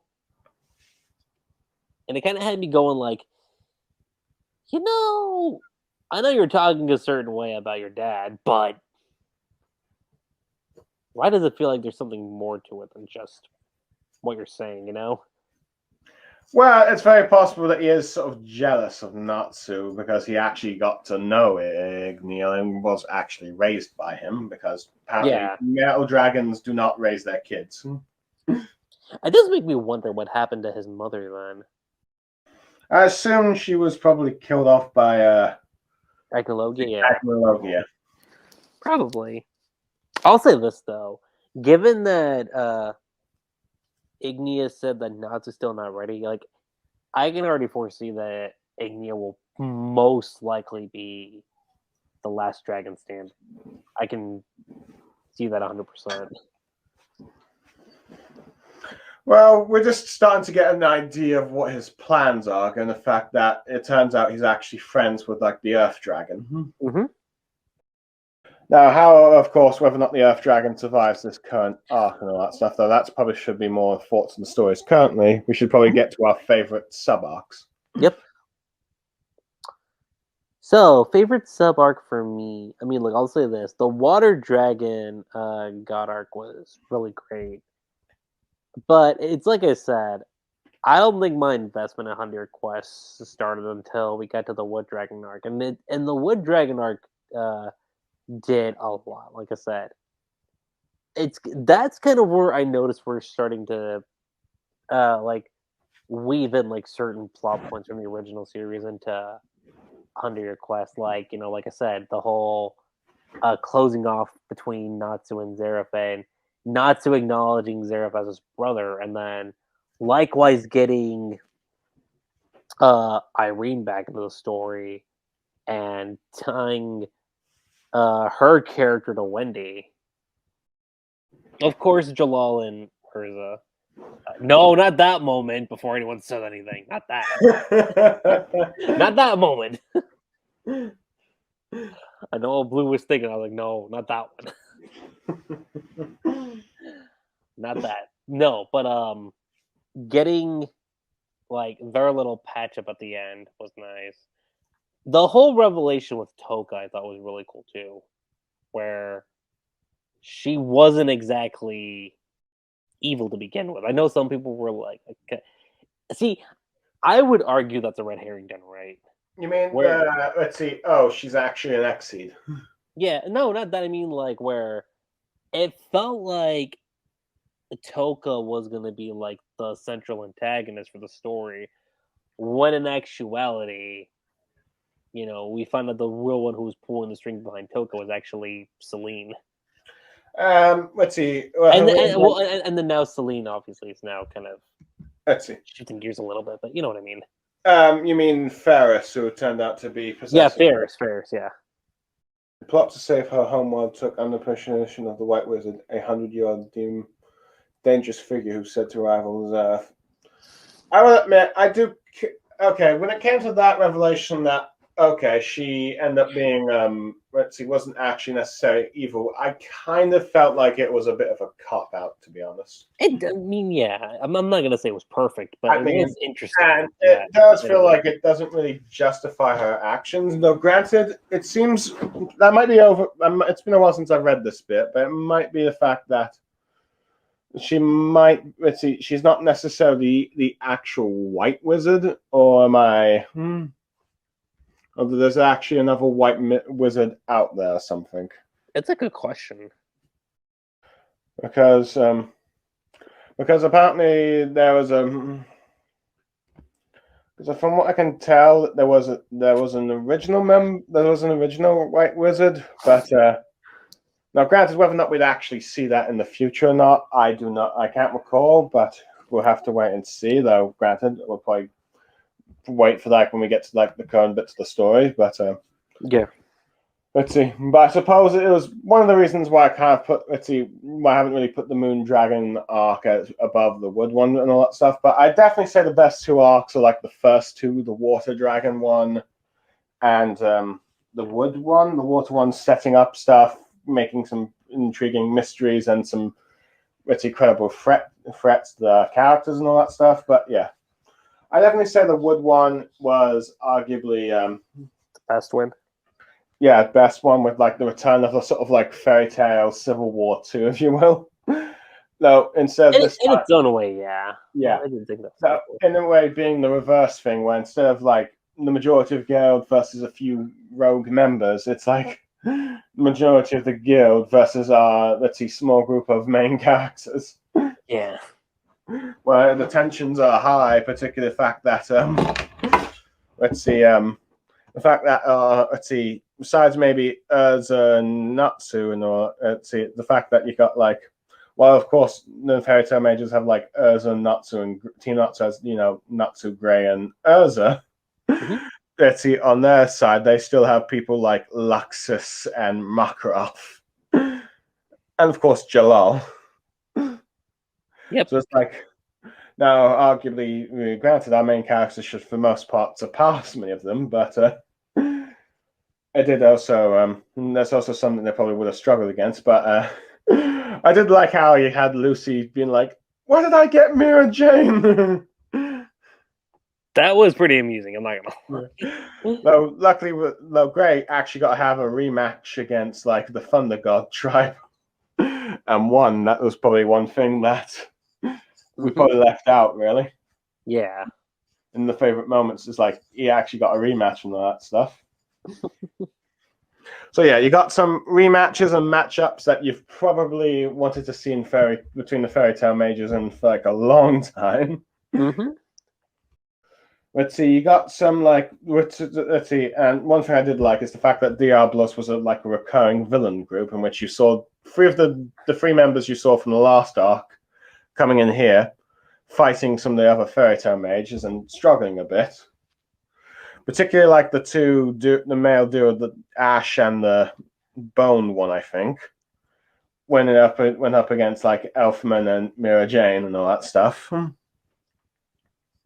will admit, them being beaten a bit off screen by Luxus in the latest arc is a little bit disappointing, I will be honest. Yeah. Oh, So I wouldn't call this a favorite moment, but an underrated moment for me, I would say, is the bit between Angel and Yukino, with how Angel's kind of like treating Yukino like a precious little sister. I'm like, Oh yeah, she's now a member of Sabretooth. We probably should mention that. yeah, I was like, that's kind of cute. But yes, but anyway, where was I? Ah, yes, but yeah, you had like the returning Diablos members and two new ones. One of them, ironically enough, ended up being a fairy tale member that became a ghost. Yep. And the other was one that allowed Wendy to have some spotlight to shine. Definitely. So there was that. And of course, like the Wood Dragon himself, who was like this destructive, rampaging monster and all that stuff. Mm-hmm. Who didn't care if like the human civilization that he grew out of him just got absorbed into him, even though that was their purpose and was planning to destroy the world and all that stuff. I do like how, let's see, he was a bit creative in his like defensive systems against his body and all that stuff, because he was also the largest dragon and all that stuff. In many ways, it's kind of like how I wish the Ten Tails of Naruto was more like, with like its defense creatures. Because you remember when Team 7 was reunited and like there's all this hype for like, oh, they're going to work together. And it's like, oh, it's against these little random no-name monsters. And that's all that, say, individually members like Sakura and some of the members of like the other Rookie 9 teams. That's all that, after years of waiting to finally see what they show off, they just get one move against some random fodder monsters. Here, I liked how it's like 5 unique, powerful individuals that serve as a defense part of like the giant dragon's body and all that stuff. Mm-hmm. But yeah, I do like it. The fact that let's see, for the most part, you finally have like a dragon that Natsu defeats and slays by himself. For the most part, there was a bit of, I think, Gadget turning into a giant to fight him. So arguably, it's something you've been probably waiting to see Natsu do for a very long time. Oh yeah. Let's see, because one of the downsides of in a series of with a main character called Dragon Slayer, given the fact there's so few dragons, you don't really get to see him slay dragons for a bit. Which I probably also say this is probably also nice a bit like looking into Natsu's characters. The fact that besides thinking about what he did to like about his brother, there's also the fact that he wants to question: are these dragons good or bad? I do like that too. That I do really like. Yeah, because like if the dragon is good and wants to live with humans, like Igni and all that stuff, you try to find a way to help them without having to kill them. But if not, he will destroy you. Mm-hmm. So there's that bit. So yeah, so like you, I'd say the Wood Dragon arc is arguably the best for some of those reasons, which you probably explained probably a bit quicker than me. But yeah, Yeah. And it's not to say that the Moon Dragon God arc was bad. I actually really like that one too. But if we're talking about like story impact, I would say this. I think I would say the Moon Dragon arc, I'd say, is kind of like the Water Dragon God arc in the sense that it's like a build up to what we're currently getting. You know? in some ways, yes. Now I kind of get the fact that okay, you shouldn't. Let's see. You're having like the one dragon. Let's see. It's like it probably makes sense that you wouldn't have one dragon having a dragon slay each arc, and you have one build up for the next arc and all that stuff. Mm-hmm. But I do kind of feel like let's see. Well, I did say that I did like the moment of the Fairy Tail Mages were defeating Han together. It does feel like not the best substitute at the same time, really. That's true. Or at the very least, could have been more build up to, and the fact that it feels a bit like the Toka and Ferris characters that introduced feels like the mystery didn't really live up to the hype. That's understandable. I mean, granted, it's like you build up this powerful person, appears to be this powerful white mage, but no, it's not the case. That's as strong as Earth, but no. That is one moment I did like, actually, since we didn't bring it up. I did like the whole send off Natsu gave to Ferris. I thought that was kind of nice. Yeah. Where you thought he was gonna hit her, but he just really just, taps from the forehead. But yeah. So but currently the Wood Dragon is probably the best arc, though whether or not the current Labyrinth, or as I like to call it, the Earth Dragon arc, unless there's going to be like another Earth Dragon arc in the future, we'll just have to wait and see. At the moment, I'd say the Wood one's currently the best. Could it be surpassed? Possibly, but it really depends where Hiro goes on this. I think it depends on how this one ends. I'll say this so far. I won't say it's better, but I'd say it's almost even. Almost, I would say. In many ways, it's concluding the Diablo. It's sort of concluding the Diablo storyline as well a bit. Yeah. I mean, the Guild Master has been killed, which by Selene, which felt a bit. The hype building up to him feel kind of wasted, to be honest. Then again, it does remind me a little bit of that Sabretooth Guild Master. Build up as this really powerful guy when he was fighting Natsu, gets creamed by Sting, and then that seems to be it. But then, oh wait, he comes back as a last minute villain for the Tartarus arc. Yeah. Well, granted, I think unlike that, this time he's actually dead. So no changing that. At least it seems the majority of the members have been defeated. Now, whether or not some of those members will continue on the series, who knows? I mean, you've got one of the four. I can see Suzaku sticking around. I think there's a lot to Suzaku's character that's going to warrant him still being around.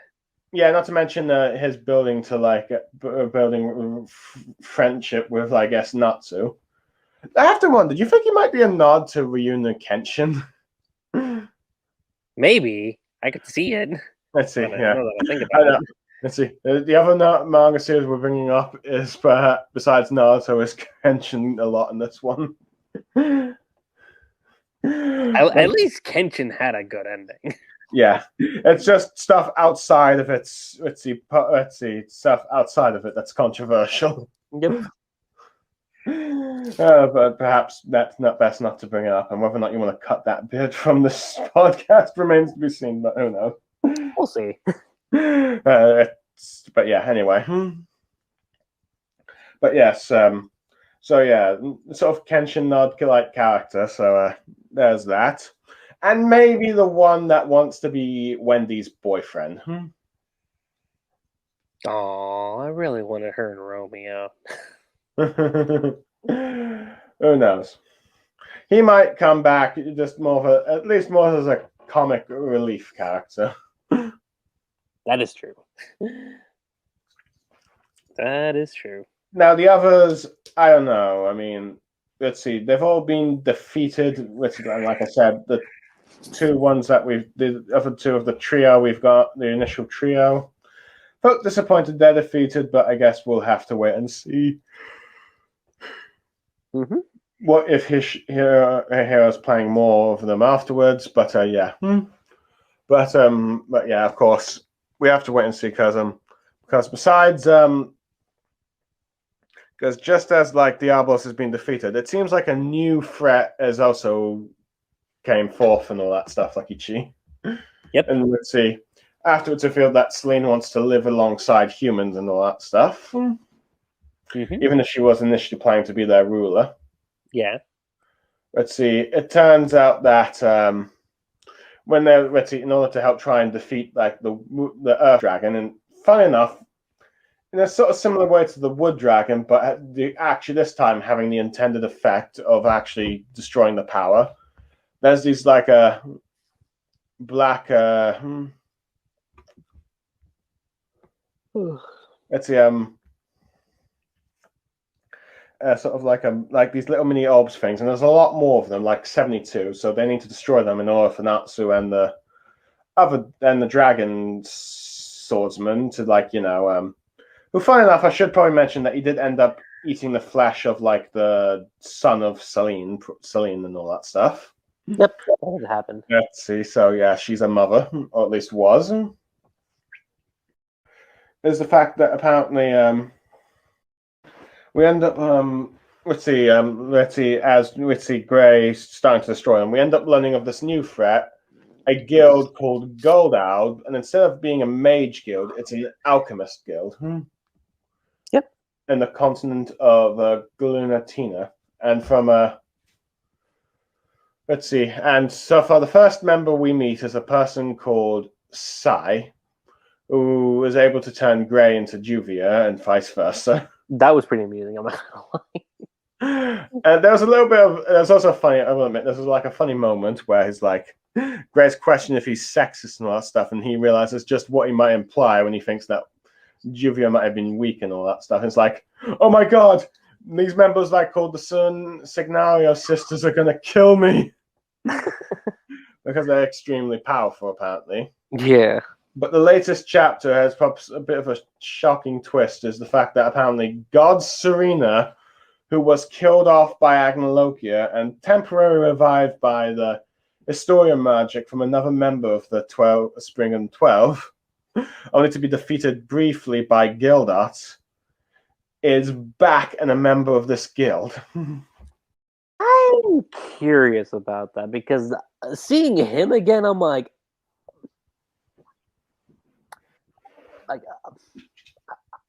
how am I supposed to take you right now? Because it's interesting because we know little, next to nothing about Serena. So I'm curious. Him being back right now, to me, kind of says we might get more stuff with his character. I feel. Yeah, let's see. It's interesting why he's joined this. Let's see how he came back to life. Why is he a part of this guild, and what's his motives? Because we know that he joined Zer's side so he could get the abilities and powers necessary enough to defeat Agnologia. Yeah. But then Agnologia proved to be too strong for him. Mm-hmm. So whether or not he's planning to target the 5 dragon gods remains to be seen, but who knows? At the very least, it seemed like we're bringing back this character or not. But of course, you're going to have to explain the whole coming back from the dead part, because it can't just be one of those poor comic book death things and all that stuff for many people. Oh, hey, Norman Osborn died. Nope, he just went to England. What is up with that? All the characters that die just go to England for whatever reason. I'm just now thinking about that. I'm just like, wait. I'm like, is there no other part of the world y'all can't think of? It's like we're dead. No, we're actually in England. Like, well, to be fair, you do have our governing party, our supposedly natural governing party, always selling off stuff for oligarchs in other places. I'm just saying, there's other parts of the world too. There's Africa. There's China. Okay, China right now is a weird anomaly, but you know what I mean. Let's see. I guess they figured like, oh, let's see, English speaking language. You're right. But yes, the partly one of the problems with that one is the fact that they probably left Norman Osborn for dead for so long. Any way of bringing him back was always going to be a bit iffy. Even though I think it was necessary to probably bring him back. But yeah. Definitely. But yes, Serena is back, and at least as far as when we last, let's see, when the timing of we're recording this podcast, and he's up against Gaggio. Now, whether or not he's going to be a one-time antagonist again, and I'd say, well, if it does, I will question what is the point of bringing him back. I hope he's a bit more of a recurring antagonist, to be honest. Mm-hmm. It's kind of like how... there was that popular theory that Serena could be Yuri, but I don't know if that's the case. Who? You know, that one guy from Fairy Tail Zero. You know, Makarov's dad. Okay. That was a pretty big popular theory at the time. I don't know if that'll come back into play, but I don't know. I'm not convinced in the fact that we do know that Makurat's father died of natural causes. Yeah, But there's yeah. that. But anyway, trying to remember what I was thinking next. Take your time. Yeah, yes. The one thing I hope that it's not going to be like another Boruto situation where a character that was dead was brought back in the case of Aro and was just pointlessly turned into just a one-off villain and all that stuff, only to die again and all that stuff. Oh, Al, yeah, I don't know. Al was weird. It's like one of the few casualties of the Fourth Great Shinobi War completely removed. Hey, all we need is Neji. Or no, Hina needed was Neji, you mean? Yeah, I don't know. That scene by itself is stole. I don't want to talk about it. But yes. When see, granted, I kind of say I'd probably say for that scene, if they wanted to bring a former character in that, they could have done like that Cloud Ninja C, whether because they have done really nothing with him. But yeah, you could have done that instead of just bringing back this one random character that no one cares about. But yes, so we have Guard Serena, so it goes to show that this guild is probably going to be quite a major threat if they have someone of that witty caliber there. But we're getting this new antagonist guild, and I wouldn't be surprised if they're somehow connected with the last witty member of the Five Dragon Gods. I wouldn't be surprised about that either. Yeah. Though there's still like the possibility that if there's now like a sixth member, there may also be a seventh member if they want to do like if Hiro Mashima wants to do like all days of the week holiday thing that they do in Japan there. And not to mention 7 does tend to be a magic number more than 5 in the world of fairy tale. Yeah. Like the year 777. Well, that's where all the dragons disappeared, or more like where they travel through time. Stuff like that. Definitely.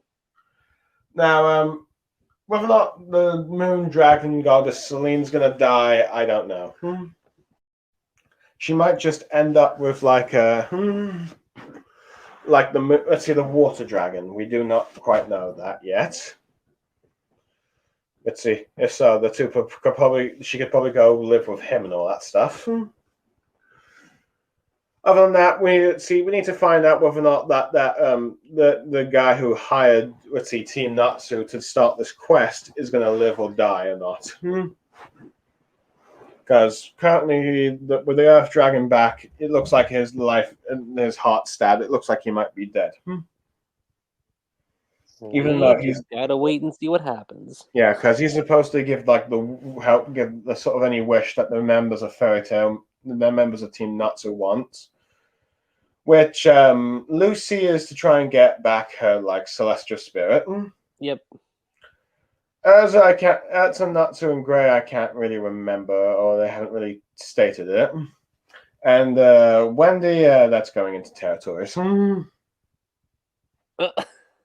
Though granted, yeah, let's see about how Wendy wants to, I suppose, as you said in the last stream, mature. Now, funny enough, we did actually got to see what an older version of Wendy would look like, I think, in this arc. We did. And I'll say this. I think it was handled pretty well, for the most part. Yeah, interestingly enough, the adult form is very similar to the one that artist Mage from Fairy Tail did end up looking like. Yep. So yeah, much to her dismay. But yeah. Foreshadowing? Who knows? We'll have to wait and see whether or not. Let's see if Wendy will look more like her adult self from Eldos, or just or just stay the same age as she is. But perhaps we should probably not get into too much on that topic because it could be controversial. We know what Blue Star likes to talk about. No, I'm just joking. Yeah, don't joke about that, Lucky Chi. Don't joke about it, seriously. I won't. Don't worry. Don't want to be taken out of context. But yeah, we still got like we're probably going to see more of like probably like let's see, probably more development between like Gray and Juvia, I guess. Yeah. Especially since they just both swapped out to be each other. So that was funny. We have to see whether or not Gaju and Luxus will be immediately teleported back after this arc, or will they be staying in the long run? Because that's all that stuff. And we have to see just how much longer this thing is. Because initially, when this like manga was going on, I'd wonder if Hiro was going to try and do with 5 dragons, 25 chapter. Let's see, 20 to 25 chapters each for like the dragon things, or go up to 100. But it's long past. You the did 100 mention that before. I do remember that. I don't know if we're gonna go. I mean, we're past 100 at this point. I'll say this. I'm gonna make a wild guess here. If Fairy Tale was like 63 volumes, I think this one. I'm throwing a wild prediction here. And we'll come back to this sometime in the future, but I would like to say 100-Year Quest might be like half of that. So like let's say around 31, 32 volumes, give or take. Fair enough. That will likely take 10 years, as that's usually a volume that takes at least 5 years for a weekly, if I recall. Yeah. Well, let's see here. How many volumes of 100-Year Quest have actually come out so far? So there's been 2. It's volume 11 and volume 12 have come out. So I'm gonna assume we're gonna get 13 probably by the end of the year. Yeah, probably. Which, funny enough, if we're looking at the chapters that we have right now, 3 more chapters from now, volume 13 should wrap up. So yeah, we've got it's like I said, like so yeah, we've got let's see. So how long the series will be still remains to be clear. Yeah. If I had to guess, Hiro will probably try to reach up to 200 chapters. Maybe. It's possible. 250 being the max, I'd say. So if it's 200, that means, well, that'd probably still be around like what, 22 volumes? Still wouldn't be out. Yeah, I believe so. Yeah, I could see it.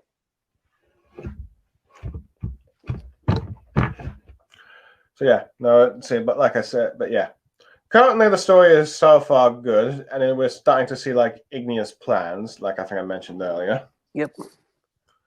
We just now need to find out more on this last member of the 5 dragon gods.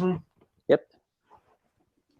And we need to find out whether or not he's going to be like the antagonist, the final antagonist, or more of the recurring one, but or if he has some connection with this alchemist guild. Who knows?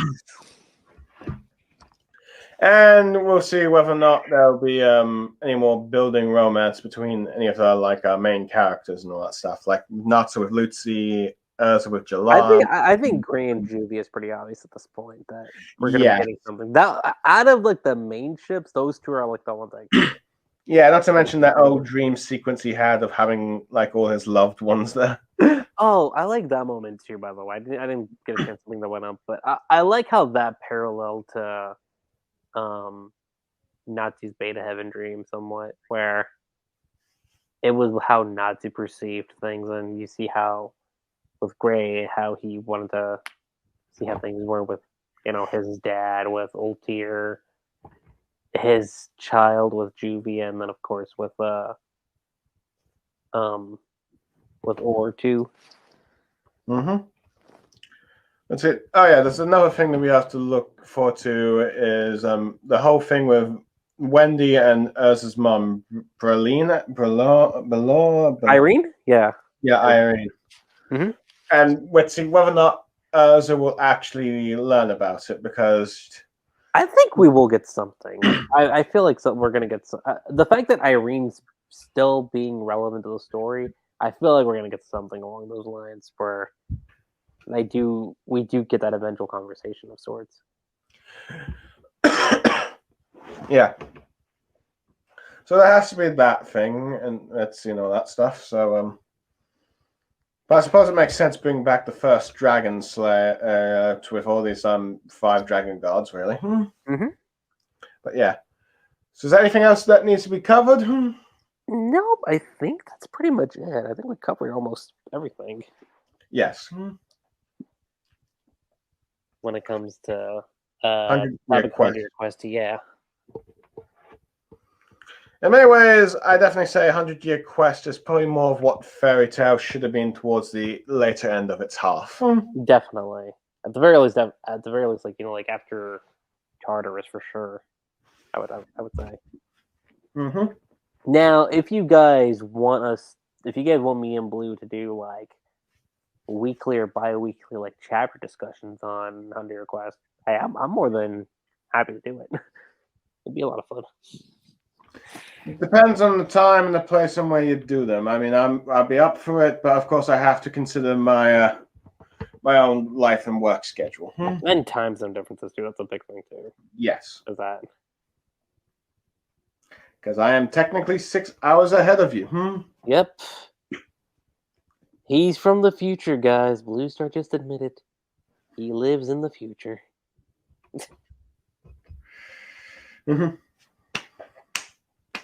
Yeah, in the future, Boruto will get cancelled. And what do you think is going to make you cry? No, that's what I'm hoping for. I've got other series I can read. Let's see. Eden Zero gets cancelled in like 2 more years. Well, actually, Eden Zero ending in 2 years would be plausible. I could see that. No. I say that because Hiro did say that Eden Zero might have like less than like 100 chapters or so left before the story ends, which is interesting because considering where it is at the moment. Yeah, though it should be noted, mangaka, when they say blah blah blah, it usually ends up being double or triple the amount of time. I mean, look at what Kohei's doing with My Hero. It's like we're approaching things when it comes to the end point. I say looking, not saying it is. I'm saying it's looking like we're heading in that direction. Watch, Christmas time comes. My Hero final chapter drops. I think that'd be one hell of a Christmas present, I'm not gonna lie. Outside of that, you guys, I think that's pretty much it when it comes to this podcast discussion for Fairy Tail 100-Year Quest. Blue Star, it was a lot of fun having you on board with the Fairy Tail 100-Year Quest. And, just us doing a podcast, I think it's been forever since... Okay, I think it's been forever, but you know what I mean? Like, it's been a while since it's been you and me. That's what I mean, yeah. It's been a while since it's just been us two talking about something. Yep, it was always a pleasure. And and when Fairy Tail 100-Year Quest the anime comes out, I have no idea. Wasn't it announced that they're going to do an anime for it though? They are. When they're gonna when it's gonna come out though, I'll say maybe like the latter half of 2023. That's my guess. Latter half 2023 or 2024. If I were to guess on this. But... Well, then again, they announced Eden Zero's anime. Season 2 was announced, so who knows? Maybe 100-Year Quest could be around the corner. Maybe. I think, let's see, for Fairy Tail 100-Year Quest, given the fact it's a bi-weekly, they're waiting for a certain amount of chapters to come out, so they don't have to worry about catching up too quickly. Yeah. Let me see here. How many volumes are out right now? There's 12 volumes out currently. I mean, they could probably go up to the Moon Dragon God arc and then kind of have a pause there. Well, it depends. Are they planning to do like 52 episodes, 26, or what? That's the thing. Nobody knows yet.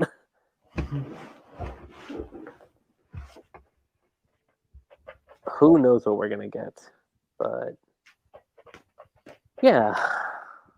There's also the fact they don't want to do if they do too many anime episodes of like a bunch of arcs and then have to wait years down the line before they can do another set of that episodes again.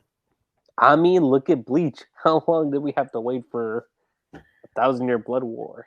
Yeah, I'm aware of that, but there's also like a series like Attack on Titan that after the first season, it took like, let's see, about 4 years? Yeah, 4 years.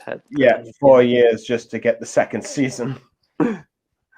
You probably don't really want to do that with like Attack. You don't want to really do that with Fairy Tail. I'm gonna say more. We're just gonna have to play the waiting game on that. When the time comes, the time will come. Mm-hmm. And with that said, you guys, that's pretty much it. I'm like G7. I'm BlueStarSaber. And I'm all fired up.